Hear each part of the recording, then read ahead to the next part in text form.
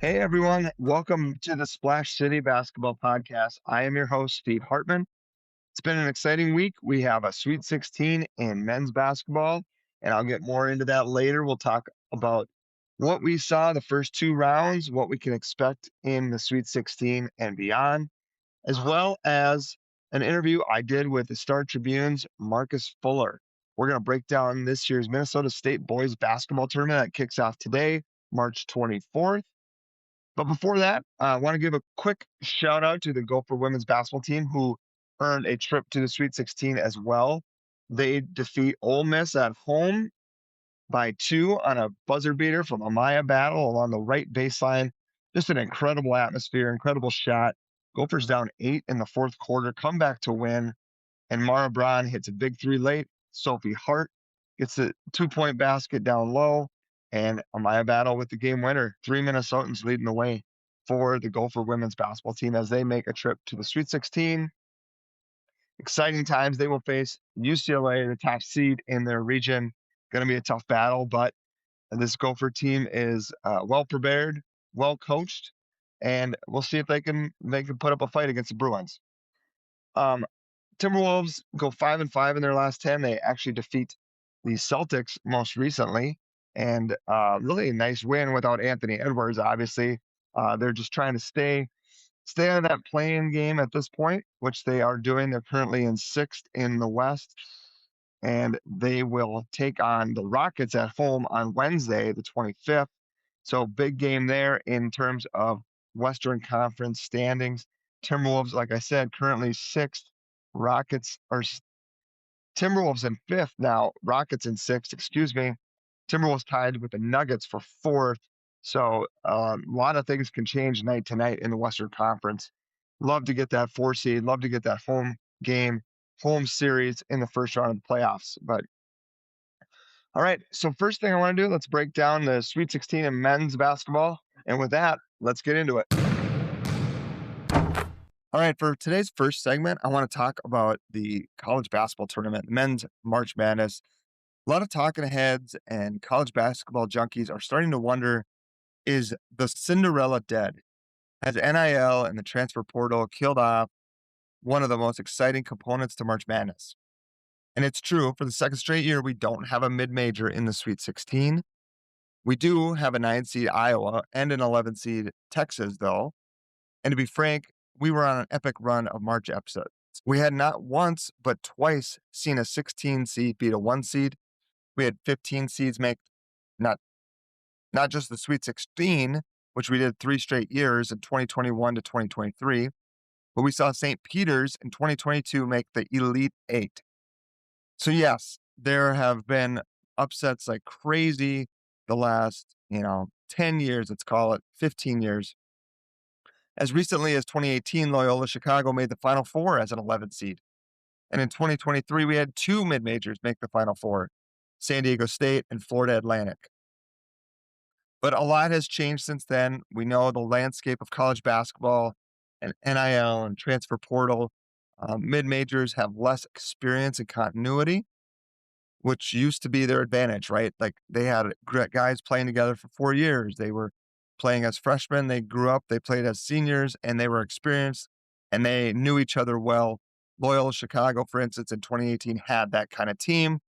They could take advantage of that experience and seniority against one and done power conference teams. But now those experienced teams rarely exist. Purdue, Michigan State, and Duke have the most continuity of any team in this year's whole 64 team field. All that being said, 12 seed High Point was close to making this year's Sweet 16. They had Arkansas on the ropes in the round of 32 until Darius Acuff pulled the Razorbacks through to the round of 16. 11 seed BCU overcame a 19-point deficit to beat UNC. Santa Clara was an Ortega Owe miracle 30-footer from advancing to the round of 32, and Utah State pushed top seed Arizona as well. So I don't believe the Cinderella is dead. I think part of the deal here is how many more power conference teams are getting into the tournament. More power conference teams mean less chances for Cinderellas. Texas, for instance, as an 11th seed in this year's lowest seed in the Sweet 16, but they have one of the largest athletic budgets, so they don't feel like a Cinderella. Years past, maybe that 11th seed goes to somebody else who has a chance to pull upsets. Um, but I mean, obviously the dynamics in college basketball are changing. It is becoming more difficult for mid-majors, I think, to advance. I just don't think it's impossible. I don't think we're gonna miss out on these Cinderella runs. It just haven't happened the last 2 years. Also the top end of the sport is extremely good. Um, with the top seats. Of course, Florida goes down though, and they go down to an Iowa team who, yes, is a high major. It's a Big Ten program. They have great wins, but they're coached by a guy who coached at the Division two level 2 years ago, and they're led by a player who played at the Division two level 2 years ago. So I think if mid majors can find continuity and find the right coach and keep the right players, um, I think we're still going to see Cinderella runs. Just might be more difficult, but that might make it that much more exciting, more unique, and more special. All right, let's pivot away from that topic and talk about blue bloods on life support. Kansas, Kentucky, North Carolina all bow out. North Carolina in the first round, Kansas, Kentucky the second round. Kentucky actually has a worse record in 2 years under Mark Pope than they did under current Arkansas coach and former Kentucky coach John Calipari. UNC is discussing firing Hubert Davis after they blew a 19-point lead against VCU, and Bill Self, I think due to health conditions, is considering stepping away from Kansas. Now, one of the blue bloods that I think is interesting is Duke, because you rarely see in today's game a transfer from one all-time coach to another coach and not see any drop off whatsoever. And Duke has done that. At Kentucky, we're seeing a drop off. North Carolina, since Roy Williams left, has seen some struggles here and there. Hubert Davis gets to a national title game his first year with Roy's players. And since then, it's kind of been up and down, barely making the tournament, losing in the first round. And then Kansas, they also had a nice transition from Roy Williams to Bill Self, but we'll see how this next one goes. Jim Boeheim at Syracuse, that transition did not go well. The Louisville one after Rick Pitino did not go well. So if Kansas and Bill Self does step down and retire, who's going to be the coach at KU? And how quickly can they get them back to Bill Self level, or can they keep it at Bill Self's level? Jerry McNamara hired at Syracuse, so that's, I think, good. Hopefully for the ACC in Syracuse, they've been kind of a mess since Boeheim retired. So these blue blood programs, it's tough to step in after a Hall of Fame coach, and we're seeing that now today, and we could be seeing that here again soon with Kansas and North Carolina. All right, let's do a quick recap of what we saw in the first two rounds of the tournament. Iowa stunning Florida, one of the biggest stories over the weekend. 6 Big Ten teams in the Sweet 16, including Thursday. They have Iowa and Nebraska, which should be an outstanding game. That's kind of a rivalry game, at least in football it is. Neighboring states should be an electric game. Bennett Sturts and Ben McCollum versus Fred Hoiberg and the Nebraska Cornhuskers defense should be great.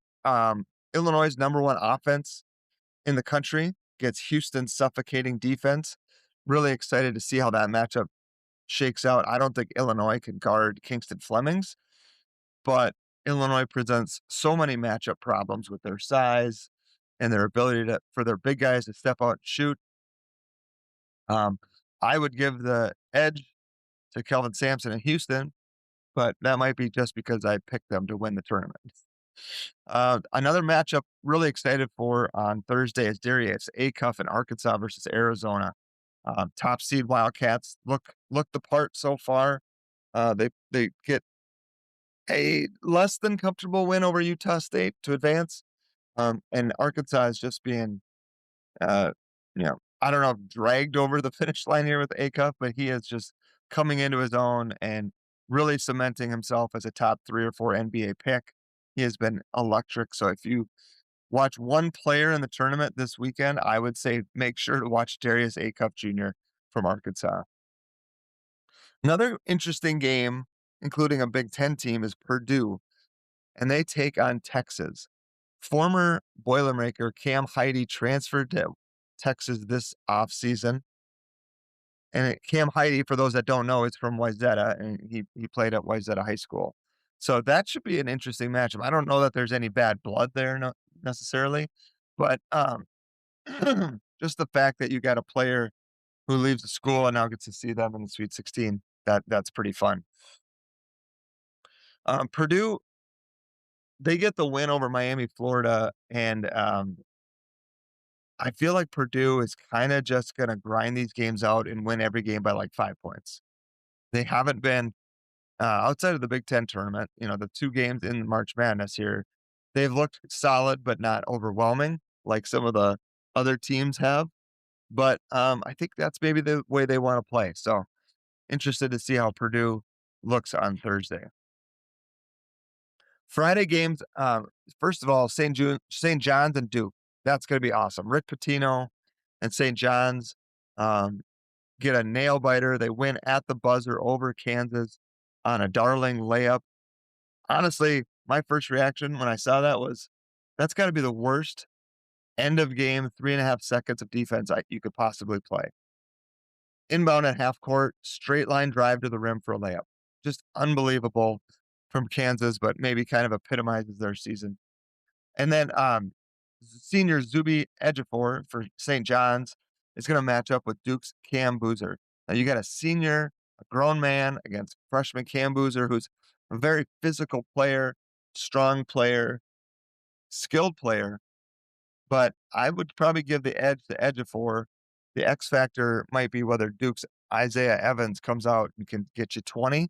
Because if he can, I think that might be the difference. The other news here is Caleb Foster has a chance to play. John Shire for Duke mentioned this in his press conference the other day. He said there's an outside chance, but there's a chance nonetheless. That's an interesting development in that game.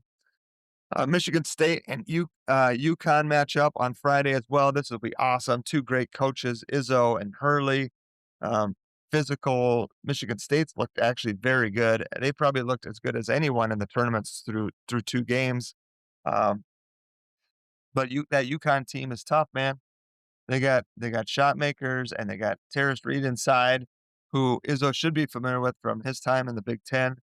And I think in this one, just the way they've been playing lately, I probably give the edge to Sparty a little bit here. Tennessee and Iowa State could be a fight for the ages, man. I could see this being the first one to 60, 65 points wins. But Iowa State has been known to throw the ball in the hoop a little bit too. They looked really good in their last game. So Tennessee presents some good matchups for Iowa State. Tamin Lipsey versus Jacoby Gillespie. You got Akpara on the inside. Whether Joshua Jefferson plays or not, they look good without him. They beat Kentucky going away, not even close, without one of the best players in the country. So Iowa State, just a deep, talented team. Different test against Tennessee. Kentucky did not put up much of a fight in that second half against Iowa State's pressure, but I think Tennessee has better ball handlers. They have more experience. So this should be a good game. I pick Iowa State. And then Alabama versus Michigan. Man, if Alabama shoots it like they did last game, they can beat anybody. But 3-point shooting can be fickle. And, Michigan, that has been their Achilles heel. I think back to that game that Michigan lost at home against Wisconsin, and it was the 3-point shooting from Wisconsin from all 5 players on the court that caused them issues. So, that'll be a test for Michigan. Can they guard the 3-point line? But if they can, I don't think Alabama has any way to slow them down, especially inside. Alabama's got some decent athletes on the inside, some rim protection, but not against three guys, not against Lendeborg. Morez Johnson, I think, will feast this game. Him and Mara could be the difference. And I pick Michigan for that one. So that's a quick whip around the college game. We had a great first two rounds, couple upsets, not a ton of Cinderellas, but a couple just to keep it going. High point, kind of the one there being the exciting game against Wisconsin, and then almost pulling the upset against Arkansas. But I think this sets up for an outstanding Sweet 16 Elite Eight weekend, kicking off Thursday. So after that, we also are this weekend talking Minnesota State boys basketball tournament. All the big names, all the big players, who to watch coming up in my interview with the Star Tribune and Strip Varsity's Marcus Fuller. All right, joining me today is Marcus Fuller from the Star Tribune and Strip Varsity. We're going to talk Minnesota State boys basketball tournament coming up shortly. A little bit later than usual. They got the Go for Women hosting this week at Williams Arena, so the boys had to be pushed. But Marcus, thanks a lot for joining me. Yeah, appreciate it, Steve. Yeah, thanks for coming on. I kind of wanted to start with the 4A state tournament and just get your thoughts on a few things. There's a lot of great players, obviously, but Wayzata being a 2 seed, it's probably not real familiar for them. Tartan undefeated this year. And, watching those 2 teams, I personally still feel like Wayzata is the team to beat. Maybe that can motivate Tartan. As you look at this 4A tournament, what stands out to you? Yeah, I mean, I think you really said it right there. I know the seeding came out, and not a lot of people were surprised that Tartan was the number one seed, being undefeated, being the fact that they did beat Maple Grove, who beat Wyzetta twice. But I Mhm. don't like to compare scores too much. I like the eye test, and we were fresh off of Wyzetta beating Hopkins in that epic rivalry matchup. It wasn't like last year where, kind of went down to the wire. Christian Wiggins won it for Wyzetta. A lot of hatred on both sides. This one was decided pretty early. Yeah. In the first half there, it wasn't much of a game, 20-point lead, and Christian Wiggins was amazing in that one. So was Nolan Anderson. And they really, to be honest, you're almost surprised that they lost any games this year. I know they have the 2 Mhm. losses to Maple Grove. I was at one of them at Maple Grove, the first one that they won, and that was down to the wire. So, the shocking part was not that they were number 2 because of the whole scenario with Maple Grove, but Tartan, I think that the fact that they haven't been in the tournament for 12 years, they don't have that experience. They have transfers that've come in, and they've done great together, but none of these pieces have had experience at that level in the state Yeah. playoffs, and so that experience with Wyzetta, the fact that they're defending champions, the fact that they got the 2 biggest threats of seniors in the state, and they've already won a Mhm. championship together in Anderson and Wiggins. And really, you go down their roster. I think Wyatt Macbeth is the only like main rotation guy, starter that was part of that championship last year. They pretty much return everybody else. So Yeah. when you talk about that, the fact that they did look unbeatable in their last game versus Hopkins, I think they're the favorite. Not I think, I'm pretty sure a lot of people expect them to defend it. But Tartan being there, the fact that they're undefeated and they've played so well in some big games, they haven't had as many as Wyzetta, but they did beat Maple Grove, they did beat Hopkins, beat Alexandria, who's in the tournament. Mhm. So I like that matchup eventually, but they're gonna have to do obviously, YZ is gonna have to get through Maple Grove if it ends up being the semifinals, and Tartan's gonna have to win their first state tournament game in 12 years. Yeah. You brought up Alexandria too in there. They moved up from 3A to 4A this year. They won the 3A title last year. They got the Wit kids back.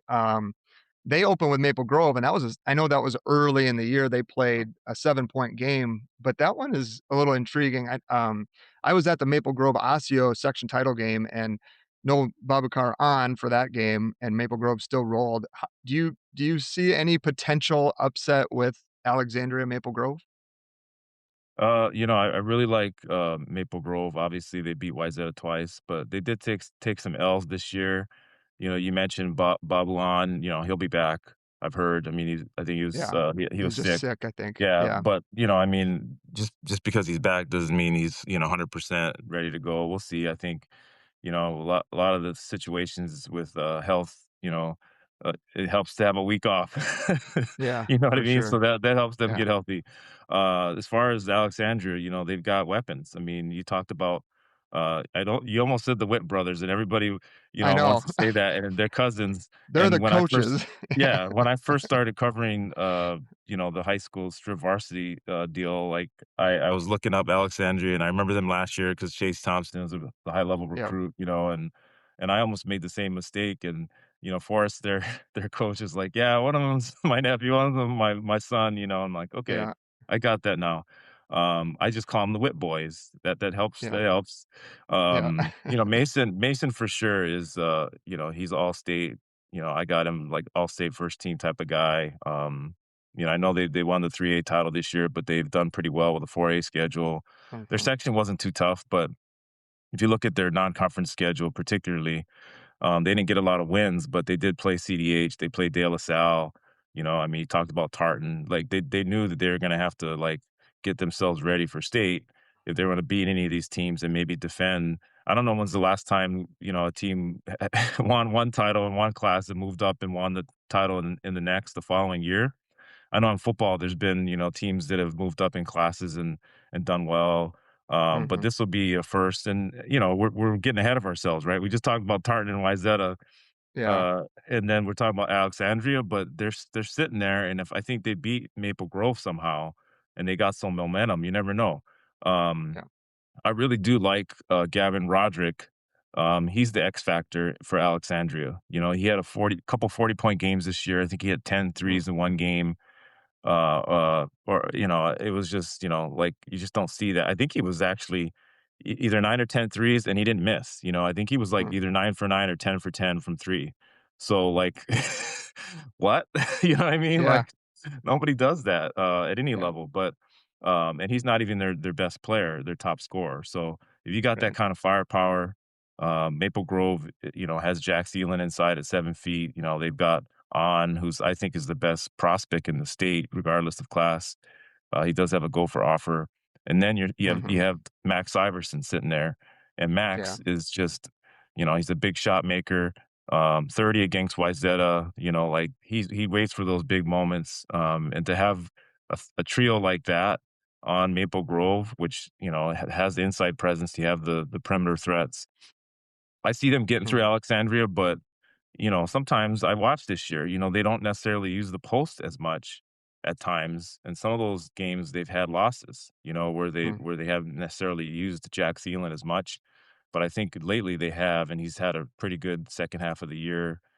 He's a junior, so he's a D1 prospect for next year. But that's probably I'm glad you pointed it out because that's probably the best first matchup quarterfinal Mhm. is definitely Alex versus Maple Grove. On the 4-5 game, Chaska's coming in with, like, I think it's a 21 game win streak, and they've been Right. hot, beat Prior Lake, who, Prior Lake had some nice wins too. They won at CDH earlier in the year. Um, I don't know, honestly, as much about Lakeville South. What do you think of that matchup, the 4-5? Yeah, I mean, Lakeville South, again, like I call it football schools, know more about them in football, but Nolan Green, he's a kid, sophomore for Lakeville South, and uh, I was privileged to watch him a little bit. My son plays AAU with the Minnesota Fury, and he's on a really good AAU team. You could argue he's on the best AAU team for his grade in the state, and he's been in a lot of big games in that regard, but he played varsity as a freshman. He played a lot of good varsity minutes as a freshman. And so this year they have some veterans, but they relied on Nolan as well. And he came up big with them in the section final. I feel like they're a team that spreads it around and you really don't know where it's going to come from. Nolan has the Mhm. ability to lead his team, but there's a lot of other pieces. So they're a dangerous team because again, whenever you play a team that you can't really rely on defending one guy and shutting him down, that's tough. And with Chaska, I think it's the other way around. Tyler Forrest, if he needs to have a good game for them to win, and Yeah. he's had a really good junior season, and that's why they've gone on this win streak and they're back at state, and so I think that on one side, Tyler, if he has a big game, no doubt that Chaska's going to move on, and he's played well recently. But also like Lakeville South, I think they can win like an ugly game where, the leading scorer has like 14 points and you know what I mean? Yeah. Like if they Yeah. and there's like a bunch of guys in double figures. They're really tough. I look at it as that conference, like Lakeville North didn't have a necessarily a good record this year, but they could beat anyone, and that rivalry, was really good. And there's just a lot of teams, from that league that you could see, in the state tournament if they went on a Hmm. run. And Lakeville South is there, and Chaska again, they have that win streak. But I think you're right; they're probably a little bit vulnerable there.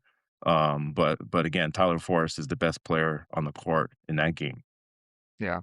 There's the amount of I mean, there's a lot of great seniors, you mentioned Wayzata, but, like, Tartan's led by a sophomore, Chaska's underclassmen, we just talked about Maple Grove having 2 juniors that are D1 guys, and so, like, it's just from a talent and player perspective, it's really an intriguing tournament, almost like the senior-led teams of Alexandria and Wayzata versus some of these underclassmen, which makes for fun this year, but also, like, hopefully in the future, these teams and these players keep developing. Yeah, I mean, it just, sometimes you don't know when you're going to be back. And then a lot of these teams Mhm. ended droughts, like Lakeville Yeah. South, Tartan. I mean, just name it. Mhm. Like they haven't been in the tournament in over a decade. So you feel like if you have the talent and those guys are coming back, but at the same time, Tartan got here because of some transfers, helped them get there. Yeah. KJ Kevin Wilson Jr. Like he is amazing talent. He's probably the best guard, best player in his class. But if you watch that game in CDH, Duke King, a senior, Tyro Pride, a Mhm. senior, like some of these guys, other seniors that were around a long time, and they just weren't winning, and they moved and transferred to Tartan, or they were on Tartan's team and they just couldn't get over the hump. They Yeah. finally got there. So I like the underclassmen and the non seniors in this tournament a lot, but I think it's probably going to be decided by the guys that this is their last go round. Sure. Especially when you're looking at Wyzetta. I mean, not just Anderson and Wiggins, but you got Isaac Olmstead. Yeah. You got other guys, Tommy, and I'm not going to try to say his last name. I love the kid. he, he's a beast inside. And last year he shut down CDH's center. And so Tommy there's Ottoman. yeah, yeah. Yeah. And so the other Tommy, he's back, Yeah. and Yeah. he's a really good presence inside for them. Doesn't have to score a lot, but defensively, I think that's where you're probably going to see a team win the championship or advance. Yeah. Not just on offense, is the defensive side. And I think Tartan, when they put that pressure on you, it's really hard to get going. They shut down, or they really made a tough time for one of the best players in the state, Ty Schlegel, for Mhm. CDH. And I think that helped them advance to their first state tournament since 2014. Yeah, when I saw that, I actually had a hard time believing that Mark Klingsporn and Tartan hadn't been to the tournament since 2014, so good on them to break through. Should be a fun 4A tournament. Let's move over to 3A. There's some I think there's, like, 3 teams here that are maybe I don't wanna say clearly above the rest because it's March and anything can happen, but, the Totino, De La Salle, Richfield group is really good, and again, De La Salle and Richfield kinda loaded with some underclassmen, and then Totino, they're led by, again, Dothan, and I don't wanna say his last name because I can't pronounce it, but, and then, they got some underclassmen as well, so what stands out to you in the 3A tournament? Yeah, and Dolphin's another guy that I've known for a while, so I'll try to say it in Egypt Dimbola. Okay, Sorry, that was Dolphin, if good. I didn't do a good job, but I thought that was Yeah. pretty good. But yeah, Totino's an interesting team because they won 3 out of the last 4 state championships. If they had won last year, it'd been 4 in a row, and that just doesn't happen very often. You Mhm. gotta look back in state history and just like, wow, like, this is an amazing dynasty. But they didn't even get to the championship game last year, right? They ran into, Alexandria, Chase Thompson, like, he was on a mission, Mr. Basketball. I think Clemson might have lost in the NCAA tournament, I'm not sure.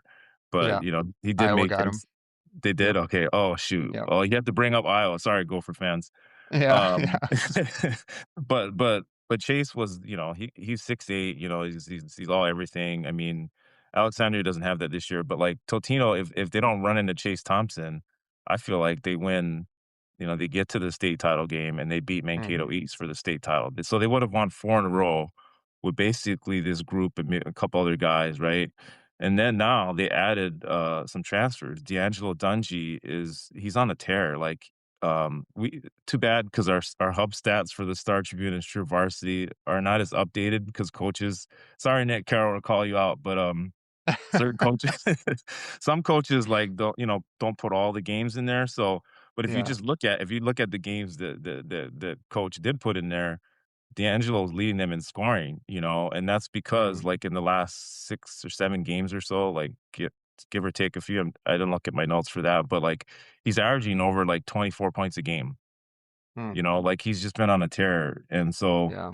you got that added to a team with Dothan and Malachi Hill, who were, they've been Mhm. on championship teams before in the past. I think that they're really, really, kind of getting back to that point. Minneapolis South, the first round opponent, is actually a little better than I think people are going to realize when you see them play. They've got a really good sophomore, Jamar Wright, but Mhm. I think it's Totino's to lose.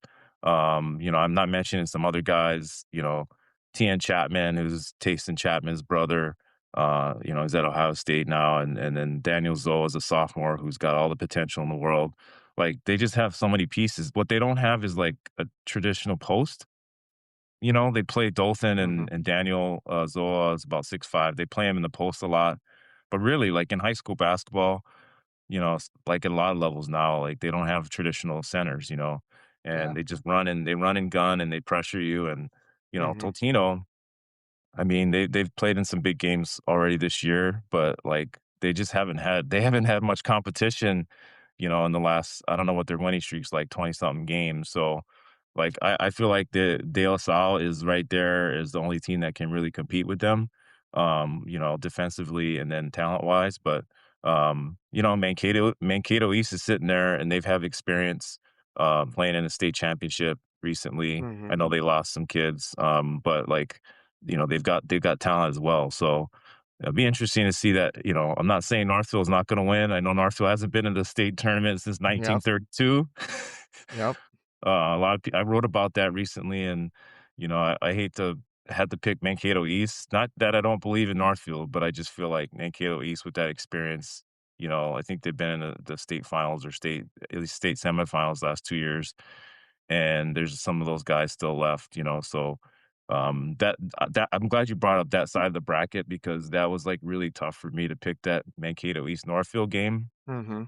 and then obviously Totino they're not just the number 1 seed. They're literally like, if they win the state championship this year, that's just, 5 out of 6 years or, 4 out of 6 years is like, it's awesome. Like 4 out of Yeah. 5. My math is off. My bad. You got it. But yeah, like 4 out of 5 years is just like, wow, like Yeah. that's really incredible for Nick Carroll and that program. And, De La Salle would like to say something about that, I think. Yeah, yeah, I was at, the De La Salle Richfield game in Richfield when they knocked them off at home, and that was a great atmosphere, so I would love to see round 3. I know D kinda ran away with the most recent matchup, and they've been playing really well. Jaden Udine, if you haven't seen him play, is I mean, I know you have, but, like, for people listening, I mean, he's pretty fun to watch when he gets it going, Mm. and they kinda, play that, like, typical D. I mean, their defense is relentless, so couple of fun teams to watch in 3A, for sure. That's gonna be a great tournament.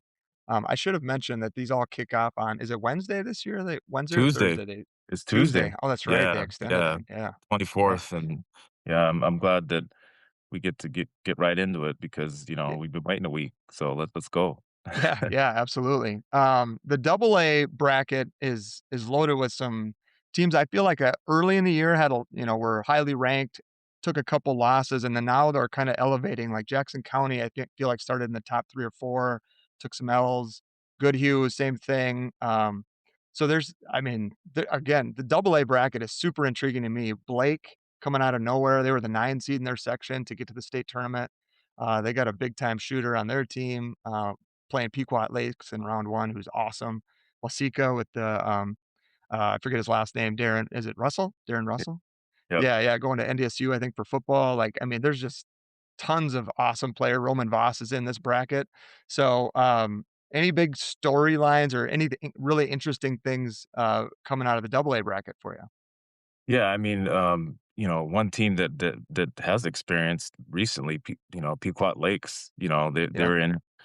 But like you see all these other teams, and Goodhue was, they moved up. You know what I mean? Like Mhm. they played in 1A last year, but they're talent wise, like you look at the Russian brothers, like those guys are really good athletes. They were in the state championship in football.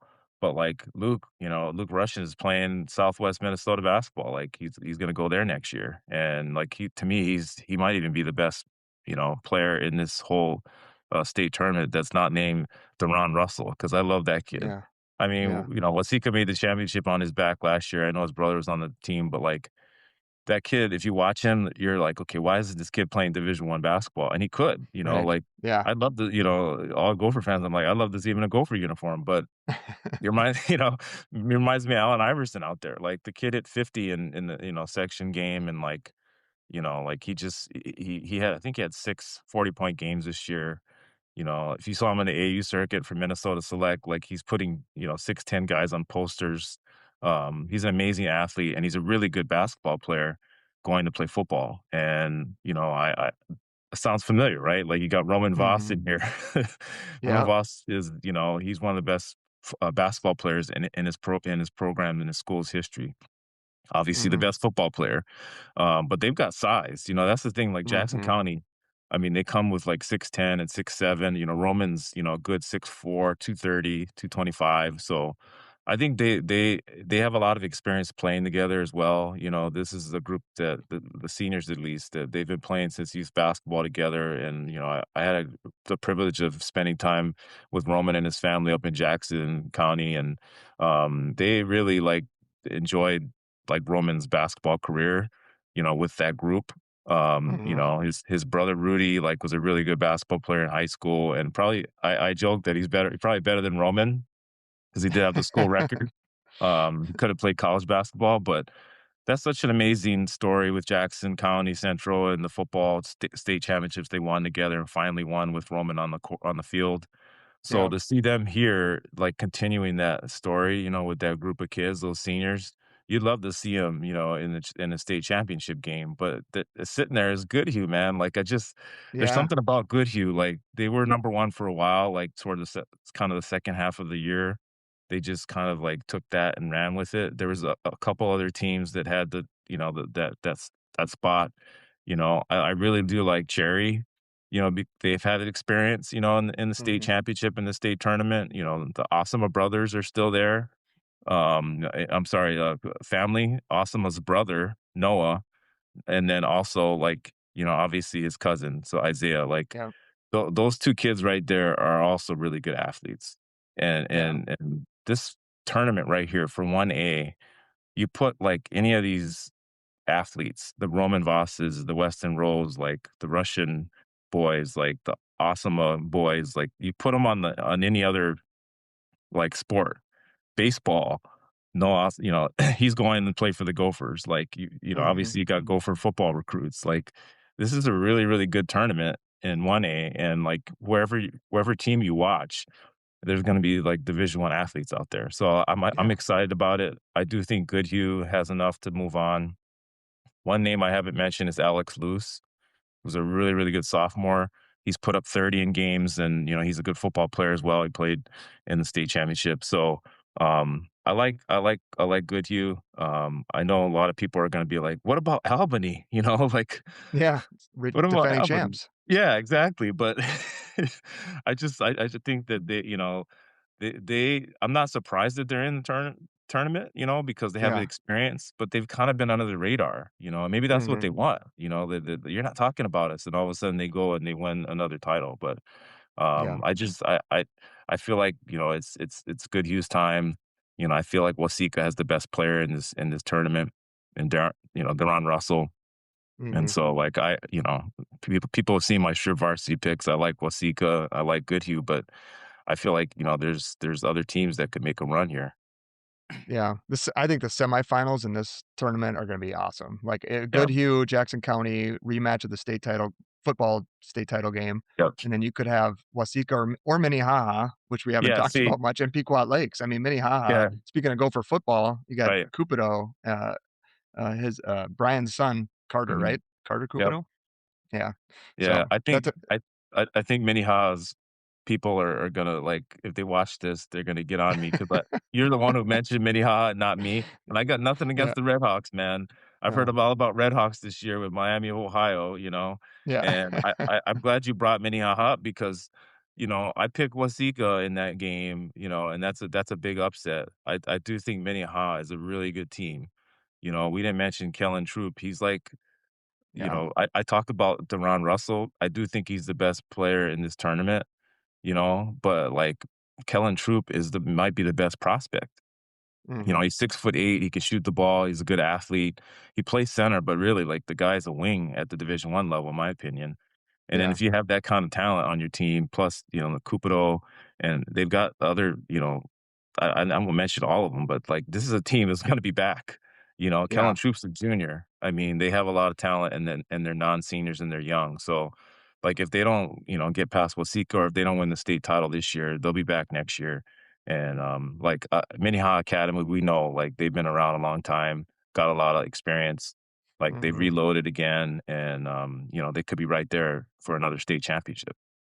For sure. Yeah, I mean, it's great. I mean, all these tournaments, honestly, like, I feel like there's a good 5 or 6 teams in each bracket that you're like, could totally see them getting hot and making a run. Class 1A has obviously Henning undefeated, number 1 team, uh, probably if you Yeah, were, see, I uh mentioned Cherry. yeah, I apologize. I was getting ahead of myself, like, for 1A. But yeah, 2A, obviously, Minnehaha, again, I didn't mention them earlier, but yeah, we let's move on to 1A, but, like, yeah. but you're gonna go back and be like, "Hey, you mentioned Cherry in 2A," but, like, yeah, I got ahead of myself there for 1A. No, I mean, it's just, like, good athletes across the Yeah, board, right? Even in these small schools, yeah. Cherry, Henning with, I think is it Misegatis? I'm not Yeah, sure how you pronounce his yeah, last. Miss Agades, yeah, like Yeah, yeah, Kale's, again, we look at these smaller classes like, "Oh, wow, these guys can't compete if they move up and play, whoever," but they're not playing Wayzata, but if you like, I just use players as an example. Um, like, if you put any one of these players, like, on one of these top teams, like, they're gonna be able to compete with anybody, like, yeah, the and Kale Muscati is one of those guys, like, he's probably the best, I would say, like, the best, Greater Minnesota player out there right mhm, now. Like, yeah, I really like, I think, for Mr. Basketball, they tend to lean towards, the Twin Cities guys, maybe on a, defending champion, wink, wink, or, like, a Gopher recruit or something like that. But, yeah, if Kale was playing in the cities for a team that we all know that's competing for one of the bigger class championships, like, I think we'd be talking about him a lot more. He's mhm, put up really big numbers. He's going to Southwest Minnesota State to play basketball. Like, I really enjoy watching. I didn't get to see him in person, but, live stream and, like, just talking to his father as the coach, Randy, like, mhm, they have a really good team, and they didn't expect to be there, like, they're really, a lot of inexperienced guys as far as top level varsity experience, with the exception of Kale, but, like, he leads that team so well, and then Randy's been there before. I believe he won a state title in 2019. mm. So I'm actually looking forward to seeing them in person. Yeah, I mean, you got them and then, so undefeated Henning, but also, Janesville, Waldorf, Pemberton, they're, I think, 28-3, Southland's 28-1, Red Lake County's 28-3, like, there's some big time, programs here that are winning a ton of games. The Bauer brothers down at, Janesville, Waldorf, Pemberton, they're fantastic too. Delton, and he's a senior, Gavin's a sophomore. The other team that I, again, not as familiar with, kinda, under the radar in the Twin City is Liberty Classical. What do you know about Liberty Classical? I think they're the 6th seed in the tournament. Yeah, I mean, it's their first time in the state tournament. The school's located in White Bear Lake. My sons played them at Hail Murray, and they got some athletes. They got some size. Sam Rupnow, he's about 6'1", 6'2". average 29 points a game, and he'll play college somewhere. Really good scorer.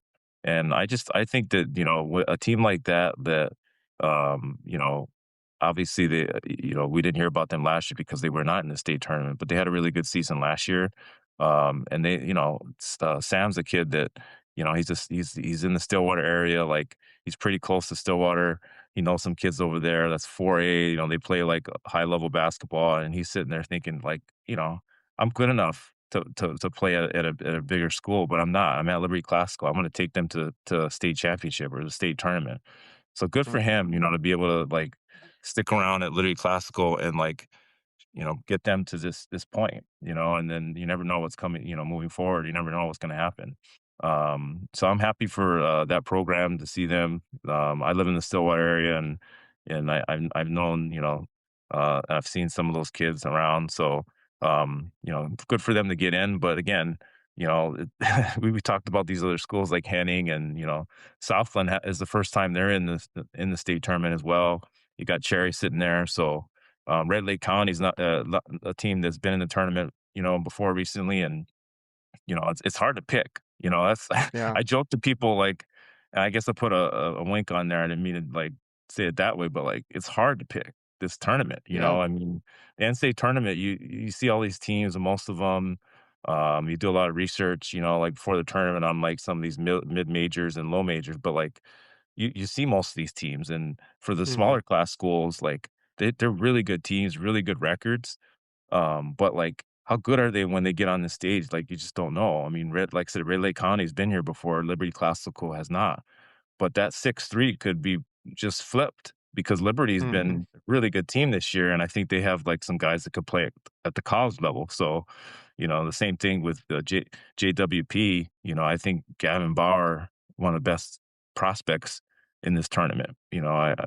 Sophomore, and then Cherry. I mean, Isaiah Osimo, that family, I mean, Isaac is really done well with the Gophers and Nico Medved, but like, his cousin Isaiah is a really good basketball player, and I think he's gonna play in college somewhere. And then Noah, like, he's gonna play college baseball, but a few years ago when they won a state title, like he he was he was right there, like so like contributing and starting and playing well. So I think that this bracket is probably the hardest for me to pick, not just because it's small class and I haven't unfortunately seen a lot of these teams in person, but I do think that you could just pick. I did pick the 7th seed to make the championship game, so Yeah. that goes to say right there that I think there's going to be some upsets like from the start.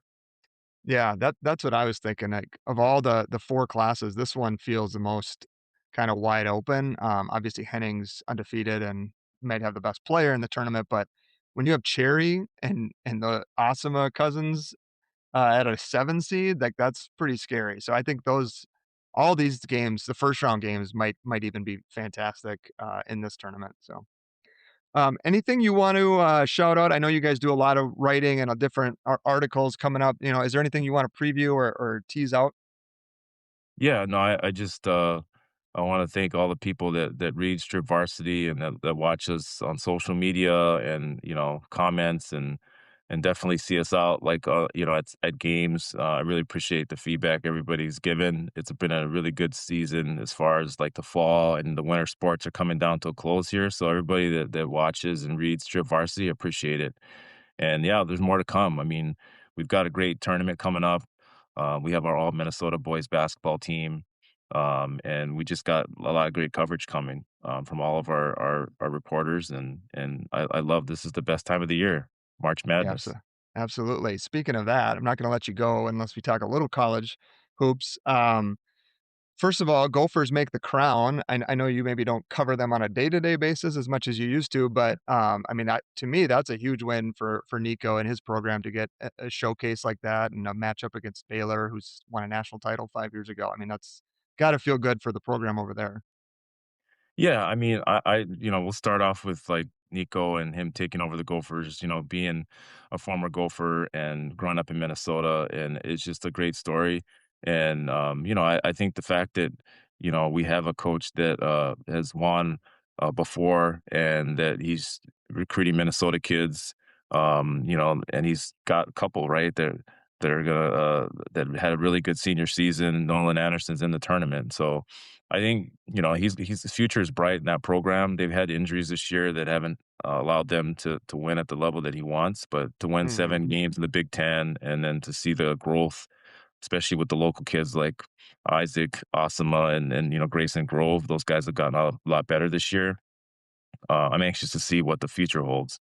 You talk about the Crown Tournament, and I'm not a big fan necessarily of these tournaments outside the N-State tournament, but I think you're right. It's the opportunity to face a team like Baylor and to actually, there's some NIL money that potentially there. Hmm. I can see why you accept something like that. And really, people have been taking them for granted all season because of the fact they only play about 5 or 6 guys, major minutes. So I Hmm. wouldn't be surprised if Baylor does the same, and Cade Tyson, one last chance to, put up 30 or 40 for the Gophers. He's had a really good year transferring in. And Bobby Durkin and some of those other guys, Langston Reynolds. I mean, it's funny because you see these guys just for 1 year, but because they've had his first year, Nico Medved, and they've had some big wins. Like these guys' names very well, because they've had a lot of really cool wins and good moments, and you're only enjoying them for a year. I haven't covered the team, but I watched them closely, and Langston Reynolds and Bobby Durkin and Bobby Buckets and then Cade Tyson. Yeah. Like these guys, I feel like they've been around for like 3 years, but they've only been there for a year, for one season, and they got one last game if they don't win. But I'm sure that they'll try to put on another show. Yeah, hopefully we get Bobby back because I think he's kind of a fan favorite at this point, and Jalen Crocker Johnson coming back would be huge for them. Yeah, One thing I wanna get your thoughts on, I haven't watched a ton of Nolan Anderson in person, but I've seen a lot of highlights, and he looks to me like Cade Tyson yeah. reincarnated. So is that Yeah. kind of the mold that Nico's looking for there, that 6'7", 6'8" wing who can do kinda a little bit of everything? Yeah, I mean, I you would love to see that, right? I mean, for a local kid especially. I mean, we had Dawson Garcia here recently, and he was the best player that I've seen play for the Gophers that played high school basketball here.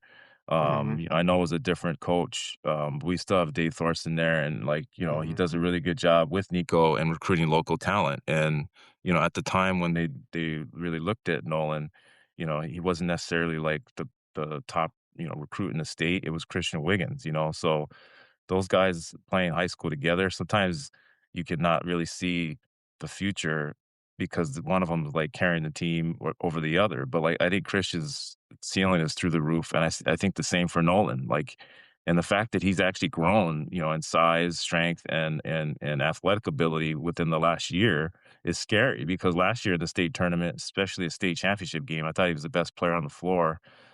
He could take it to the basket, finish well at the basket, but he's also a great like spot up shooter, but also off the mhm, dribble. That's one thing that's yeah, improved this year is his scoring off the dribble at 6'8". He's a legit 6'8". That's what I think is high major Big Ten and a future Gopher star, like you said, in Nico's system, if he can fit that mold at Kate Tyson. One thing it's hard because you bring up Kate Tyson, you bring up Nolan Anderson, people are gonna expect that in year one. But he'll be a freshman, and he'll be able yeah, to, like, yeah, develop hopefully into that role, because Cade was he's a senior, and he's been around a long time, been through the ups and mhm, downs, and figured out, like, right, how to be successful at the yeah. college level, but I think Nolan has some of those attributes, and Nico's the perfect system to get that out of him. Yeah, I certainly don't expect that year one, but I just body type and, like, how Yeah. they move and score, it looks very similar to me. Last thing, and I'll let you get out of here, uh, NCAA tournament pick, if you had to choose a team, who's your pick? I don't know if you guys publish brackets, but, who do you got Yeah, I actually did, so first time in 20 plus years that I didn't have a bracket that was going in online or the paper in the for paper? for the Star Tribune or the Pioneer Press, but I enjoy doing it with my family, so I don't mind sharing it with you. Like I really think Arizona is unbelievable talented team, and they've got the best mix of like, they got a freshman prospect that's up, for like one of the best freshmen in the country, but they also have like Mhm, really good guard play, and they have size. They have everything. They have a coach that I think is one of the best, if not the best coach in the tournament. So I wouldn't be surprised to see the number 1 overall seed, or the 2nd overall seed, I'm sorry, what Duke is, but I'd love to see Arizona in there, but versus Houston, my guy Kelvin Sampson. I'd love to see Yeah. that championship matchup, but I'm sure there'll be some Big Ten teams that'll want to say something different, especially Yeah. Michigan. So we'll see. I've enjoyed the tournament so far, and it's a little different not covering it, as a Hmm. college basketball writer. But and I have a different kind of March Madness with high school, but I'm still following it. So like it's fun. It's a fun time of Yeah. year. You mentioned Houston. That's my team. So we'll see how it shakes out. Oh, okay. I love that how Samson gets his teams to play so hard, and I just feel like that's so difficult to prepare for on, a day or 2 sometimes, and then they finally have that kinda offensive. I mean, they had Jamal Shead a few years ago, but, like, Kingston Flemings, he's got just some juice, and I love what he brings to that team, so I'd like to see them finally cut him down. Normally, I'm a Duke guy, but the injuries, man, I don't think they with Caleb Foster out, and Gungba missed the first one. I think he's supposed to be back, but we'll see. So, You and I well, both awesome. would be happy if Houston wins it. I will be happy Yeah, for him. So yeah, for sure. All right. Well, thanks a lot, Marcus. This was great.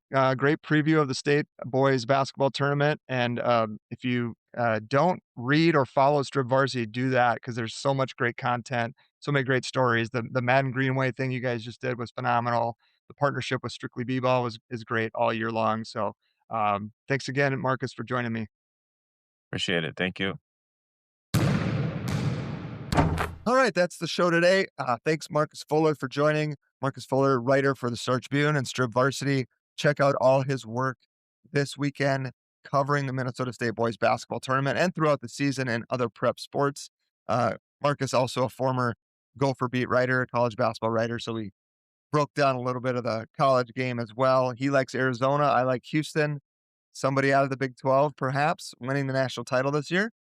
Um, Thanks again for listening. If you do want to follow, you can follow Splash City Basketball on Instagram, Blue Sky, and Facebook. You can subscribe and follow wherever you get your podcasts or subscribe on YouTube. Follow us there. I did launch a website this week, splashcitybasketball.com. So please feel free to check that out. But I appreciate you all listening. Take care, everybody. Enjoy the week. This has been the Splash City Basketball Podcast.